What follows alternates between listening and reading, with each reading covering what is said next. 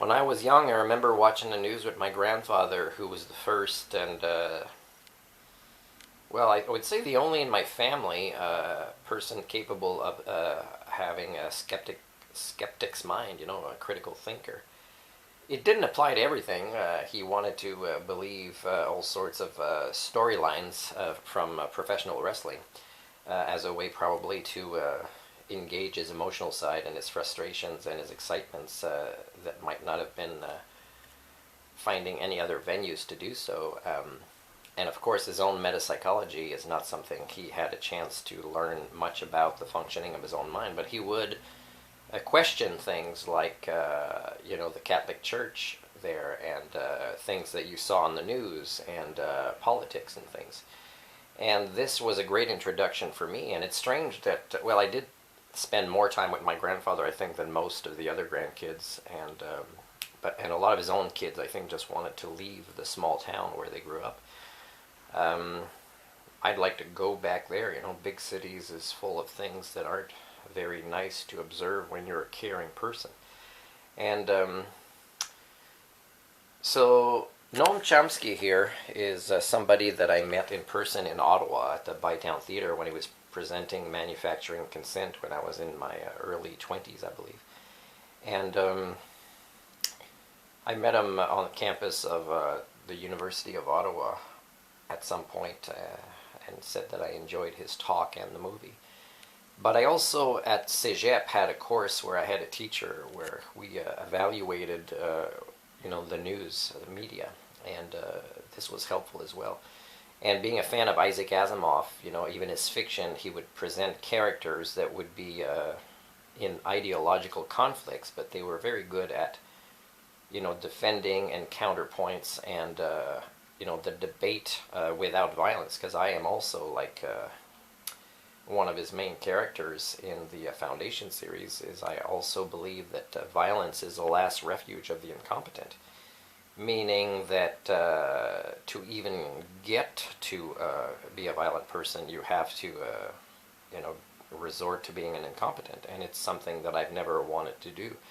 So when I mentioned a slap in the back of the head, there's no injuries or blood or anything, and it's not the first thing I would say, but when somebody is really stuck in their HSD, it's almost like a slap on the hand in a loving way by saying, I'm going to slap you on the hand now and see how it, shocks your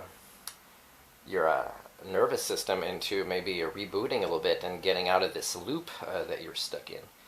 And this is not to be violent. It's just to say, hey, you're kind of really stuck in the same way of thinking, and we're presenting you with facts, but instead of listening, which is the most important part of communication that most people don't know how to do without the training, is you're just kind of phasing out the speaker and preparing your response, which often, and more, even with people of a very high status in educational or political settings, is their response isn't even based on what was just said. And it's very sad. There'd be a time in the past where that would be diagnosed as a psychiatric disorder, but now it's become more the norm.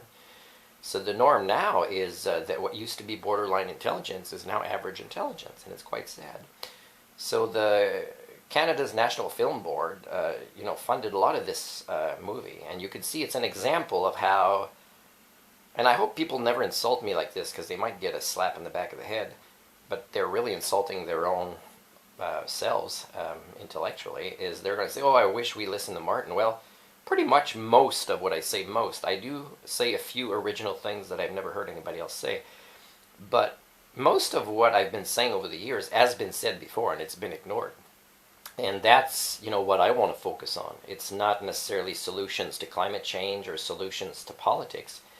Is why have we never fully done the work to continue becoming human? Because as a species, it's not something that happens just by being born.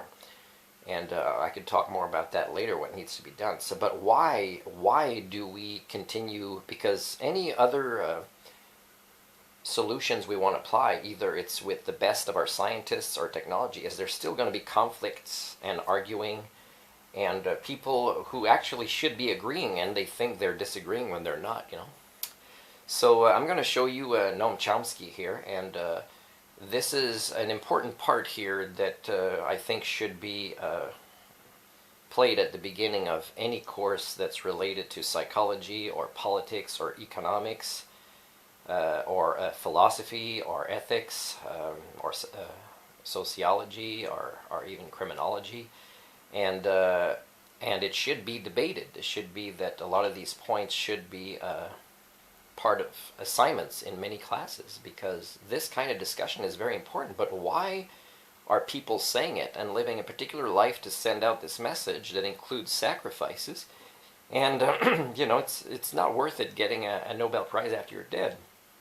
What is more worth it is like when old students contact their their old teachers on Facebook and say, when you said that, or we did this, or we worked on this project, it had a positive impact on my life, and I didn't tell you back then.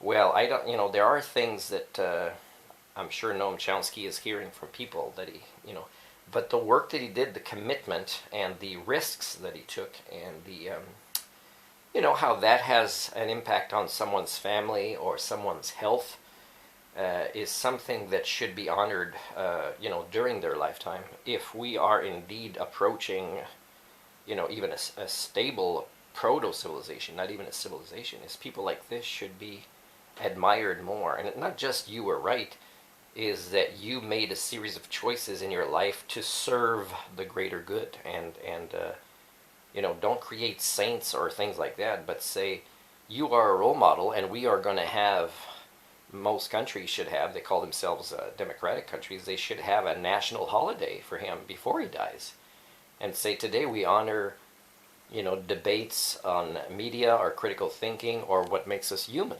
And this is what a proto-civilization in any country would do. These are the kind of people that should be admired, not people that are movie stars or singers or are very beautiful but really very immature, and also people that are billionaires or that control corporations that really, if people knew how much harm in their own country or to their own health or in other countries, what these corporations are actually doing to appear successful is very inhumane.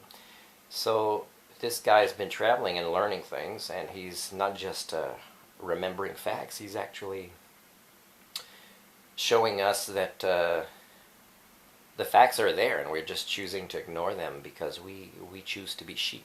It's pretty much like Loki says in the Avengers movie, is you're born to be ruled. And I would like the 9 out of 10 people in society, the nice ones, to prove me wrong in my lifetime, but according to my own theory on HSD, is I will not be seeing this in my own lifetime. I'll be seeing only a cognitive decline that will eventually accelerate because of positive psycho-cybernetic feedback loops. And it's quite sad, it's quite sad to not be surrounded like people like Noam Chomsky and have conversations, because I would really like to continue expanding my mind. And losing my grandpa, losing Isaac Asimov,